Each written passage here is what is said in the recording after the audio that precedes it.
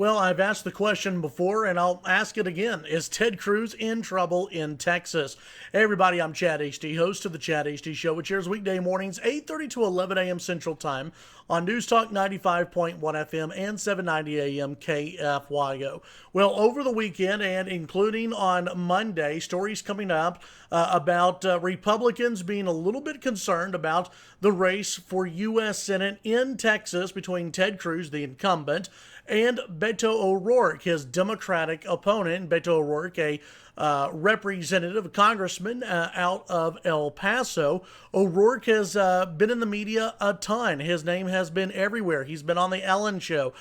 He's going to be, I believe, on Stephen Colbert's show this week. Beto O'Rourke is adored by the media. And I'll get a little bit more into that here in a little bit.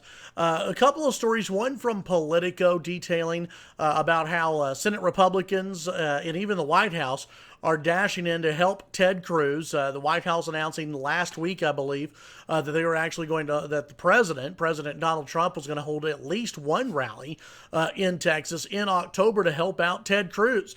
It's because many Republicans believe Ted Cruz is in trouble. Now, this does not mean, and I had Matt Makoviak on my show on Monday, and as he talked about these polling numbers that have come out, not every Republican believes that Ted Cruz is in danger of losing, but a lot of Republicans do believe that the race may be a little bit closer than it should be at this point. In fact, I've talked to a few of my sources that are pretty close and tied in to this Senate race, and they believe that the race, while a little too close for comfort, they're not at the panic level yet. A couple of things to think about.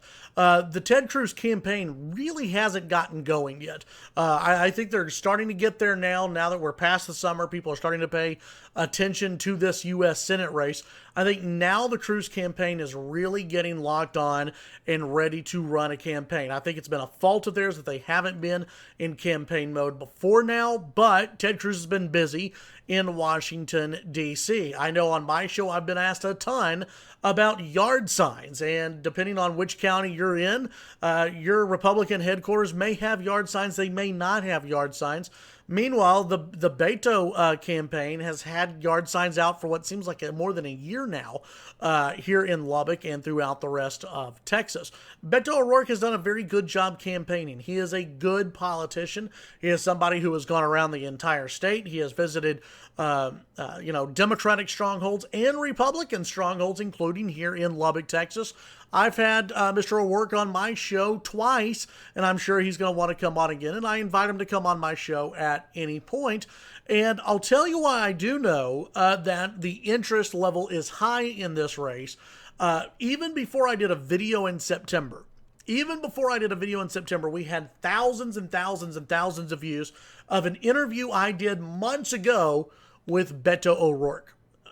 Believe me, there is interest in this race, and Democrats are fired up about Beto O'Rourke. They keep on watching old interviews that I had with him. I know people are paying attention to this race. I know the Democrats are paying attention to this race, and I'm pretty certain now that the Republicans are paying attention to this race. I still don't fear that Ted Cruz is going to lose this race. I still believe he wins, but I do believe this race is a lot closer than it should be. Now, let me talk about the media and how the media has handled this race. Beto O'Rourke, and I give him credit. He hasn't hid who he is. He's running a far-left campaign. I don't agree with him on much of anything, but he's come on my show. He seems like a good guy. He seems like a guy who wants to engage in public discourse, and he has. But the media does not, so far, care about his policy. On my radio show, I call him the Texas Obama. Someone who's a very good campaigner, someone who is likable, someone who's a very good politician. But at the end of the day, the media is paying attention to that. They're paying attention to the personality, not the policy. And that's something that the Cruz campaign has got to highlight, the policy differences.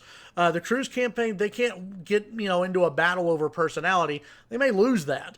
But when it comes to policy, most Texans do not agree with the policy positions of Beto O'Rourke. That is true.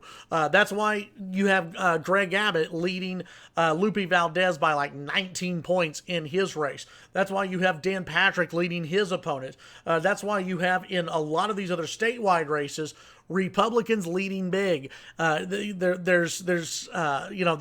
more likable, I guess. I don't know.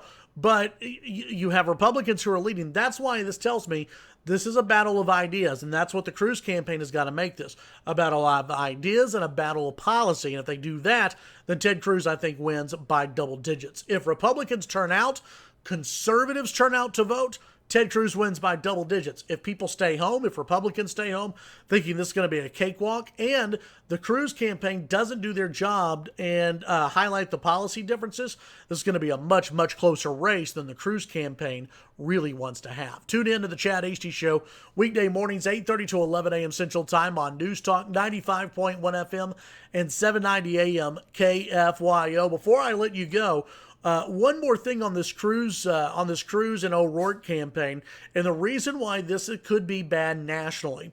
The more money that's diverted to the Cruz race, and this is where I think the Cruz campaign has failed so far in allowing this to be a close race.